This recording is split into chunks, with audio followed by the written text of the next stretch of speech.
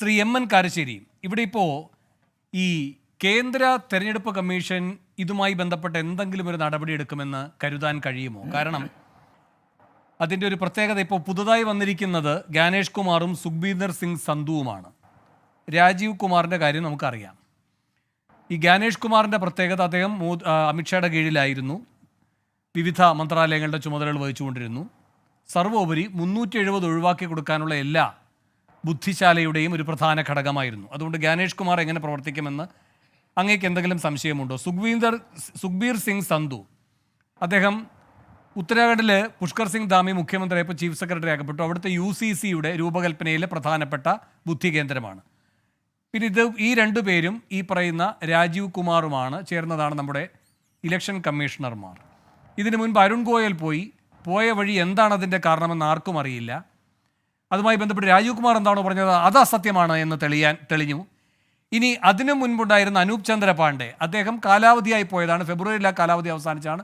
പക്ഷേ അതിലെ ഒരു തരത്തിലുള്ള നിയമന നീക്കവും കേന്ദ്രം നടത്തുകയുണ്ടായില്ല. പിന്നെ സുപ്രീം കോടതിയുടെ ഇടപെടൽ, പിന്നെ അതിനെ മറികടന്ന നിയമം, അതിൻ്റെയൊക്കെ അടിസ്ഥാനത്തിലാണ് ഈ പറയുന്ന അതിവേഗം, ഞാൻ ഈ നേരത്തെ പറഞ്ഞ 2 ഉദ്യോഗസ്ഥരെ, അങ്ങേക്കും അറിയുന്ന ട്രാക്കർ കോഡുള്ള 2 ഉദ്യോഗസ്ഥരെ കൂടെ ഇലക്ഷൻ കമ്മീഷണർമാരായി വെച്ചത്. ലവാസ ഭീതി ഉള്ളതുകൊണ്ട് ഇവരാരെങ്കിലും എന്തെങ്കിലും ചെയ്യുമെന്ന് അങ്ങ് കരുതുന്നുണ്ടോ?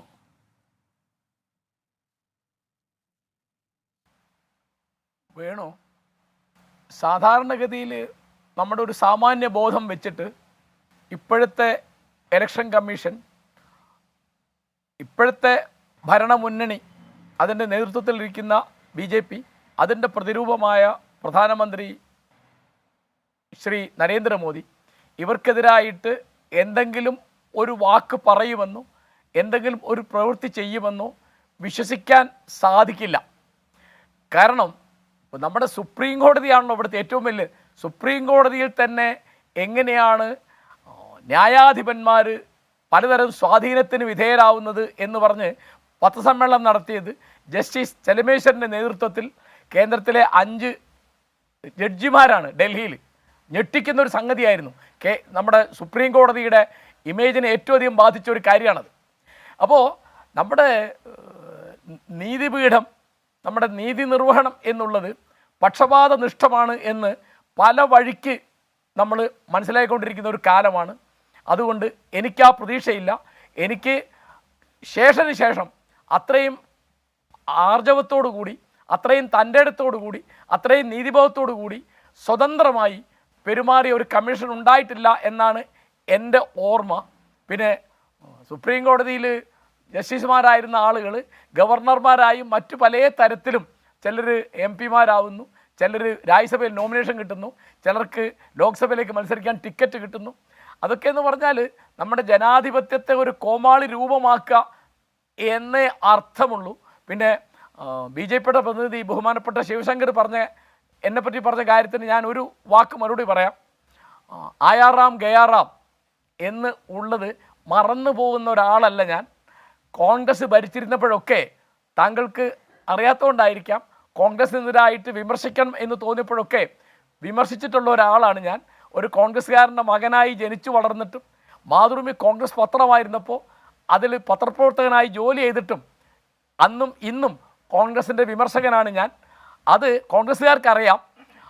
തീർച്ചയായിട്ടും മോദി 10 കൊല്ലം മുമ്പ് അധികാരത്തിൽ വന്ന സമയം തൊട്ട് എൻ്റെ പ്രധാന ആക്രമണ ലക്ഷ്യം എന്ന് പറയുന്നത് BJP ആണ്. കാരണം കേന്ദ്രം ഭരിക്കുന്നത് BJP ആണ്. അപ്പോൾ ഭരണത്തിനെതിരായിട്ട്, ഭരണത്തിൻ്റെ കാര്യങ്ങളിൽ എന്തെങ്കിലും കൊള്ളരുതായ്മ കാണുമ്പോൾ അത് പറയുക എന്നുള്ളതാണ് സാധാരണഗതിയിൽ എന്റെ ഉത്തരവാദിത്വം.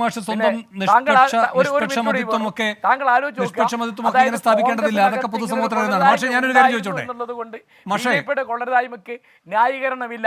ശരി മാഷെ, ഞാനൊരു കാര്യം ചോദിച്ചോട്ടെ. മാഷ ആദ്യം സംസാരിക്കുമ്പോൾ പറയുന്നുണ്ടായിരുന്നു വളരെ ആശ്ചര്യത്തോടെ എൻ്റെ പ്രധാനമന്ത്രി നുണ പറഞ്ഞു എന്ന്. അങ്ങനെ നമ്മൾ ആശ്ചര്യപ്പെടേണ്ട ഒരു വ്യക്തിയാണോ ഈ പ്രധാനമന്ത്രി? ഞാൻ ചോദിക്കുന്നത് അങ്ങയുടെ ഒരു സംശയം. ഇപ്പോൾ 2017 ഡിസംബർ മാസം 10-ാം തീയതി ഗുജറാത്തിലെ ഇലക്ഷൻ സമയമാണ്. ആ സമയത്ത് നമ്മുടെ മഹാനായ പ്രധാനമന്ത്രി എന്താണ് പറഞ്ഞത്? ഒരു സീക്രട്ട് മീറ്റിങ്ങിനെ പറ്റി പറഞ്ഞത് അങ്ങേക്ക് ഓർമ്മയുണ്ടാവുമല്ലോ. അന്നും മൻമോഹൻ സിംഗിൻ്റെ തലയിലാണ് കയറുന്നത്. എന്താണ് പറയുന്നത്? ഈ പറയുന്ന മണിശങ്കർ അയ്യരുടെ വീട്ടിൽ മുൻ പ്രധാനമന്ത്രി, അതുപോലെ തന്നെ മുൻ വൈസ് പ്രസിഡന്റ് ഹമീദ് അൻസാരി, മുൻ ആർമി ചീഫ് ദീപക് കപൂർ, ഇവരെല്ലാവരും ഒത്തുചേർന്നു. എന്തിനാണ്? Modi invoked a secret meeting to get Pakistan to fix Gujarat assembly polls. ഇതാണ് അന്ന് ഈ പറഞ്ഞ 2017 ഡിസംബർ 10 ഇദ്ദേഹം പറഞ്ഞത്. ഗുജറാത്ത് തിരഞ്ഞെടുപ്പ് അട്ടിമറിക്കാൻ പാകിസ്ഥാൻ ഇടപെടുന്നു. അതിൻ്റെ ഭാഗമായി മുൻ പ്രധാനമന്ത്രി മൻമോഹൻ സിംഗ് അടക്കമുള്ളവർ ഗൂഢാലോചന നടത്തുന്നു. ഒരു പ്രധാനമന്ത്രി പറഞ്ഞതാണ്.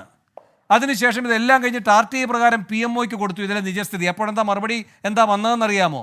ഇൻഫോർമൽ ഇൻപുട്ടായിരിക്കും അദ്ദേഹത്തിന് കിട്ടിയത്, ഞങ്ങൾക്കറിയില്ല എന്ന്. ഇങ്ങനെ പച്ച നുണ പറയുന്ന, അങ്ങനെ ട്രാക്ക് റെക്കോർഡ് ഉണ്ട് എന്ന് ഈ സംഭവത്തിലൂടെ നമുക്ക് ആവർത്തിച്ച് പറയാൻ കഴിയുന്ന ഒരു നരേന്ദ്രമോദി ഇപ്പോൾ ഈ പറയുന്ന രാജസ്ഥാനിൽ ആദ്യമായൊരു നുണ പറഞ്ഞു എന്ന രൂപത്തിൽ ആശ്ചര്യപ്പെടേണ്ടതുണ്ടോ ശ്രീ MN കാരശ്ശേരി? വേണു, അദ്ദേഹം ആദ്യമായി നുണ പറഞ്ഞു എന്ന് ഞാൻ പറഞ്ഞിട്ടില്ല, ഞാൻ അങ്ങനെ ഭാവിച്ചിട്ടില്ല, ഭാവിക്കുന്നുമില്ല. കാരണം ഇപ്പോൾ ഒരു പ്രധാനമന്ത്രി നുണ പറയുമ്പോൾ ആ രാഷ്ട്രം മുഴുവൻ നാണം കെട്ട് പോകുന്നുണ്ട് വേണു. അപ്പോൾ അത് ഓർമ്മിക്കുക എന്നുള്ളത് ഒരു ജനാധിപത്യ വിശ്വാസി എന്നുള്ളത് എൻ്റെ കടമയാണ്. അതേ വെറും ഒരു BJP നേതാവല്ല. BJP നേതാവ് നുണ പറഞ്ഞാലും എനിക്ക് നാണക്കേടുണ്ട്. കാരണം എൻ്റെ നാട്ടിലെ പ്രധാനപ്പെട്ട ഒരു പാർട്ടിയാണ് BJP. അപ്പോൾ നമ്മുടെ ഒരു മുഖ്യമന്ത്രി, അല്ലെങ്കിൽ നമ്മുടെ ഒരു ഗവർണർ, അല്ലെങ്കിൽ ഒരു ജസ്റ്റിസ്, അല്ലെങ്കിൽ ഒരു സ്പീക്കർ, അല്ലെങ്കിൽ ഒരു പ്രധാനമന്ത്രി ഈ തരത്തിൽ പെരുമാറുമ്പോൾ നമ്മളതിൽ നാണം കെടുക എന്നുള്ളൊരു സംഗതി ഉണ്ട്. ഇത് സാധാരണമാണ്. പ്രധാനമന്ത്രിമാരൊക്കെ നുണ പറയുന്നവരാണ് എന്നെടുക്കാൻ എനിക്ക് വയ്യ എന്ന് മാത്രമേ ഞാൻ പറഞ്ഞതിന് മറ്റൊരു നുണയുമുണ്ട്. ഈ കാര്യങ്ങളെല്ലാം കോൺഗ്രസിന്റെ പ്രകടന പത്രികയിലുണ്ടെന്ന്. അതാണെന്ന് വേണുഗോപാൽ പറഞ്ഞത്. ഞങ്ങൾ ഈ പത്രിക മുഴുവൻ എടുത്ത് പ്രധാനമന്ത്രിക്ക് അയക്കുകയാണ്. ഈ ലോക്സഭയിലേക്ക് മത്സരിക്കുന്ന കോൺഗ്രസിന്റെ മുഴുവൻ സ്ഥാനാർത്ഥികളും മറ്റ് നേതാക്കന്മാരും പ്രവർത്തകരും എല്ലാം എന്ന്.